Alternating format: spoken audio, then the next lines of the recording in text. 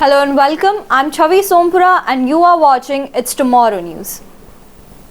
Severe weather warning remains in Victoria as winds of over 100 km per hour batter parts of the state. A severe weather warning is still in place for parts of Victoria, with the Gippsland region seeing wind gusts of over 100 km per hour today. The warning, which was initially issued by the Bureau of Meteorology yesterday, still remains, with the winds averaging 60 to 70 km per hour seen in parts of eastern ranges. This morning saw the most damaging winds with a gust of over 107 km per hour seen at Mount Buller just after 10 am.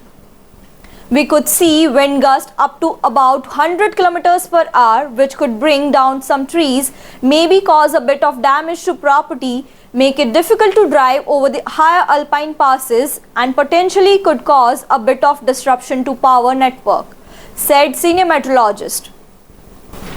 However, the winds have been less severe than expected in other parts of the state, with severe weather not occurring in the central and north central districts, according to the Bureau of Meteorology. Winds are easing in Melbourne with gusts of around 30 km per hour that will get lighter in the evening. However, the city could be hit by a thunderstorm which has the chances to bring hail with it. Parts of Victoria, South Australia and Tasmania will also be hit by rain as a cold front moves eastward over the next couple of days. The heaviest rain will be seen in Tasmania, where between 50 to 80 millimeters of rain could fall in the next few days.